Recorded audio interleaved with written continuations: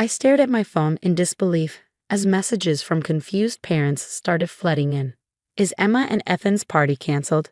Just got a text saying it's off. Hey, your NIL just called about the twins' party being canceled. Everything okay? Strange message about the party. Hope everything's all right. My hands trembled as I dialed my mother-in-law's number.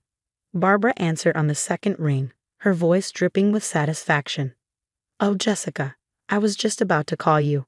Barbara, why are parents telling me you canceled the twins' birthday party? I kept my voice steady despite the rage building inside me. My 8-year-olds had been looking forward to this celebration for months. Well, dear, she said with fake sweetness, I thought it was obvious. Sarah's wedding is this month. We can't have other celebrations overshadowing her special time. I'm sure you understand. I gripped the kitchen counter, knuckles white. The twins' birthday party is 2 weeks before Sarah's wedding. It's a children's party at a pizza place. How could that possibly overshadow anything? Jessica, Barbara's tone turned cold. My daughter has dreamed of a perfect June wedding her entire life. Having other events this month will take attention away from her. Besides, the twins can celebrate next month. I thought about Emma and Ethan, who had helped me hand-deliver invitations to their classmates, who had spent hours planning their party games, who had been counting down the days on their calendar. The party is happening, Barbara. You had no right. I've already called everyone, she cut in. The venue, too. I told them there was a family emergency. It's done. Sarah deserves a perfect wedding month. My mind raced. The twins would be devastated. They'd been talking nonstop about celebrating with their friends, especially since last year's party had been canceled due to Ethan's pneumonia. Barbara knew this. She'd been there through his hospital stay, pretending to be the caring grandmother while making snide comments about my parenting. Mom? Emma's voice called from the doorway. She and Ethan stood there in their matching birthday squad shirts we'd picked out for party prep. We finished blowing up the balloons for tomorrow. I forced a smile, nodding 1 minute to them before turning away. Barbara, you listen to me. I don't care about Sarah's perfect month. You had no right to cancel my children's party. The guests will be there tomorrow at 2 p.m. as planned. The venue's been canceled, Barbara said smugly. Good luck finding somewhere to host 20 children on less than 24 hours' notice. Now, about Sarah's bridal shower next week. I hung up, my mind already working on solutions. This wasn't the first time Barbara had tried to sabotage something involving the twins. Last Christmas, she'd accidentally told them Santa's gifts were hidden in our closet. On their first day of school, she tried to convince them they weren't ready, that they should wait another year so they wouldn't overshadow their cousin's school debut. But this was a new low. Mom, Ethan's voice wavered. Is something wrong with the party? I turned to face my children. Emma was clutching the balloon pump and Ethan held a half-inflated blue balloon. Their excited smiles had been replaced with worry. They were too smart, too observant. They'd learned to read tension in the air after years of Barbara's subtle manipulations. Your grandmother. I started, then stopped. How do you tell 8-year-olds that their grandmother canceled their birthday party because their aunt's wedding was more important? My phone buzzed again. Another parent asking about the cancellation. That's when an idea struck me. These weren't just party guests. They were parents from our close-knit community. Parents who'd watched the twins grow up, who'd helped during Ethan's hospital stay, who'd celebrated every milestone with us. Everything's going to be fine, I told the twins, and for the first time since Barbara's call, I believed it. I need to make some calls, but tomorrow's party will be even better than we planned. I sent a quick message to our parent group. Unexpected venue issue. Party still on tomorrow. New location TBA. Please stand by. Then I called Susan, whose daughter Amy was in Emma's class. Susan owned a massive property just outside town, complete with a converted barn they used for community events. Barbara did what? Susan's voice rose in disbelief as I explained the situation. That woman, Jessica, used the barn. We'll make it work. I'll call the mom squad. We'll have it ready by tomorrow. Tears of relief stung my eyes. Susan, are you sure? Absolutely. That woman's had it out for those kids since day one. Remember when she tried to convince the school they needed separate classes because twins shouldn't be codependent? I did remember, just like I remembered every other time Barbara had tried to minimize or control my children's experiences. Always with a smile. Always with some excuse about what was best for them. Mom. Emma tugged at my sleeve. Can we still have our party? I pulled both twins into a hug. Yes, sweethearts. And it's going to be amazing. How do you feel about having it in Miss Susan's big barn instead of the pizza place? Their eyes lit up. The barn with the tire swing? Ethan asked. And the hayloft? Emma added. The very same. They high-fived each other, previous worry forgotten in their excitement. I watched them race off to call their best friends about the venue change, their enthusiasm contagious. My phone buzzed again. Barbara. A text this time. Jessica, I know you're upset, but you need to think about Sarah's feelings. This is her special month. The twins will understand when they're older. I left her message unread and dialed my husband, Mark. He was away at a conference but needed to know what his mother had done. She what? Mark's voice cracked. Mom canceled.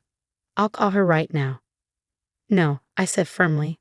Right now, I need you to call the pizza place. Get our deposit back if you can. Then call your sister. I want to know if she's part of this. I could hear Mark's deep sigh. Jess, I'm so sorry. I'll handle it. Send me pictures tomorrow. Of course. I paused. Mark? When you get back, we need to talk about your mother's access to the kids. This can't happen again. I know, he said quietly. I know. After hanging up, I joined our community's group chat, which was already buzzing with plans for tomorrow. Parents offering to bring extra decorations, someone knew a face painter who could come last minute, another had a cotton candy machine. Barbara thought she could ruin my children's birthday. Instead, she reminded me what real family looks like, not someone who tries to dim your light, but people who help you shine brighter. Looking at the twins' excited faces as they planned their barn party, I knew tomorrow would be unforgettable. Not because of Barbara's attempt to cancel it, but because of all the love that would make it happen. But first, I had some calls to make. Starting with Sarah. It was time to find out just how much her perfect wedding month meant to her, and whether she knew what her mother had done in her name. Sarah's response wasn't what I expected. She did what? My sister-in-law's voice cracked through the phone. Jessica, I swear I had no idea. Mom told me you decided to postpone the twins' party because Ethan wasn't feeling well.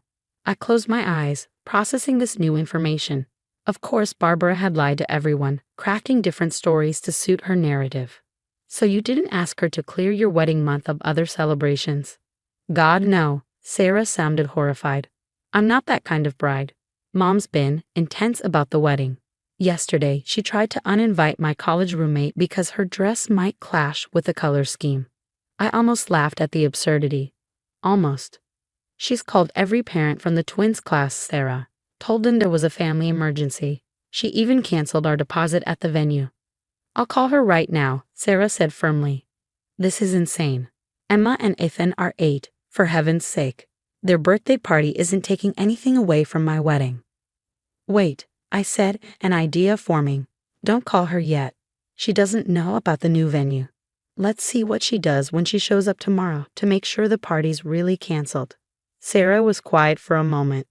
Mom's going to lose it when she realizes she can't control everything. Count me in. What time should I arrive to help set up? After hanging up, I checked the group chat. Our community had mobilized in full force. Susan's barn was being transformed into a party paradise. Someone's teenager had made a TikTok-inspired balloon arch. Another parent was bringing their karaoke machine. The pizza place, after hearing what happened, offered to deliver to the new venue at a discount. I was responding to last-minute coordination messages when Barbara's number flashed on my screen again. This time I answered. Jessica, she started, her voice sickly sweet. I've been thinking about the twins. How about a nice family dinner instead of a party? Much more appropriate during wedding season. I'll even make my special casserole. The same casserole she brought to the hospital when Ethan was sick, using his illness to criticize my parenting between bites. No thank you, Barbara. The twins are looking forward to celebrating with their friends. But I've already canceled everything. Her voice rose slightly. You're being ridiculous. Sarah's wedding has nothing to do with my children's birthday. I cut in. Goodbye, Barbara. I blocked her number before she could respond. Then I went to check on the twins, who were busy making new decorations with their art supplies. Emma looked up from her glitter-covered creation. Mom, is Grandma coming to our party? My heart clenched. How do you explain to children that their grandmother prioritizes control over their happiness? She might stop by, sweetheart, but let's focus on making this the best party ever, okay? The next morning was a flurry of activity. Susan's barn had been transformed overnight. Fairy lights twinkled from the rafters. Tables were set up with games and craft stations. The tire swing had been decorated with streamers, and someone had even brought a small bouncy castle. Parents and kids started arriving early, everyone pitching in to help with final preparations. The energy was infectious. This wasn't just a birthday party anymore. It was a community statement about standing together. The fallout from the twins' birthday party lasted far longer than Barbara's hasty retreat.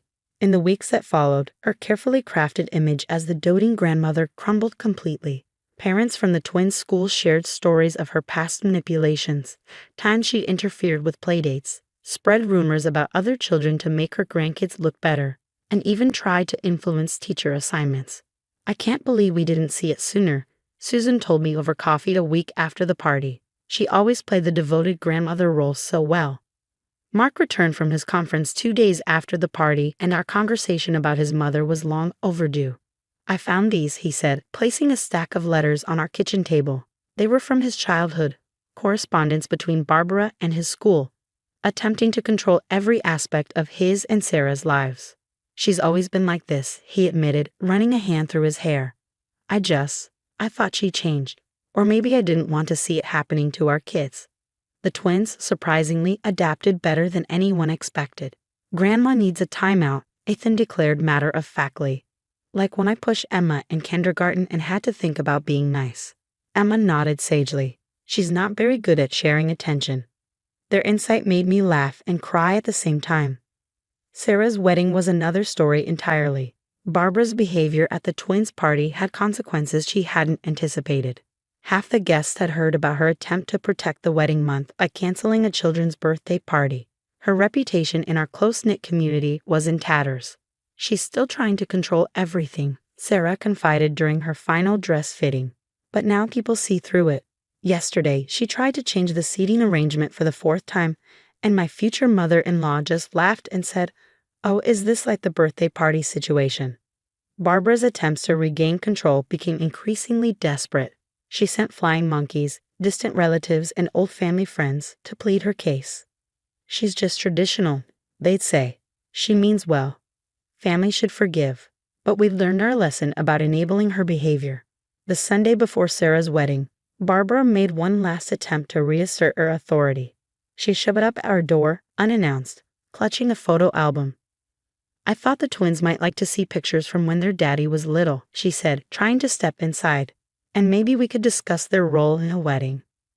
"No, Barbara," I said firmly, blocking the doorway. "The twins are happy with their roles as flower girl and ring bearer.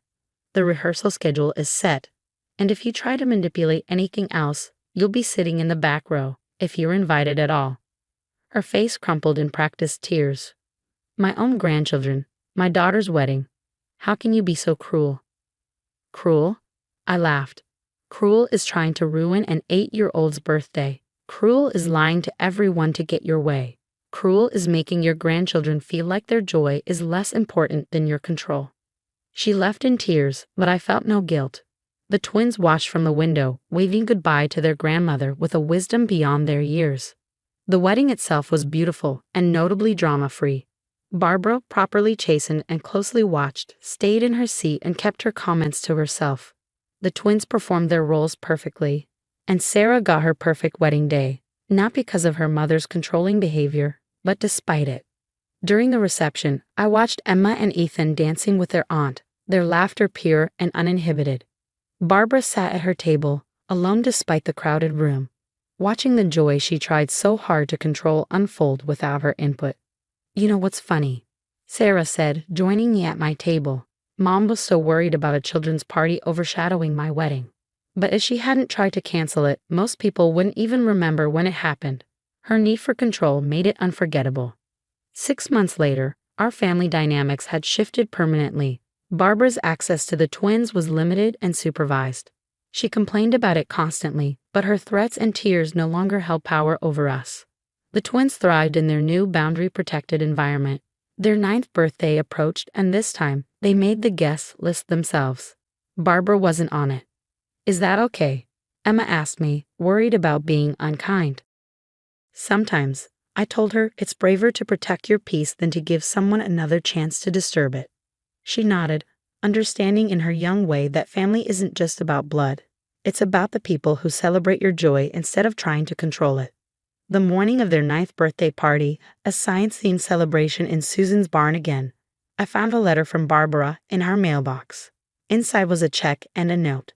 For the party, I know now that I was wrong. I ripped up both and threw them away. Our children's happiness wasn't for sale, and Barbara's attempts to buy her way back into control wouldn't work anymore. Watching the twins blow out their candles that afternoon, surrounded by genuine love and support, I knew we'd given them something more valuable than a perfect party. We'd shown them that they had the right to shine, even when others tried to dim their light. And that was worth more than all of Barbara's perfect plans combined.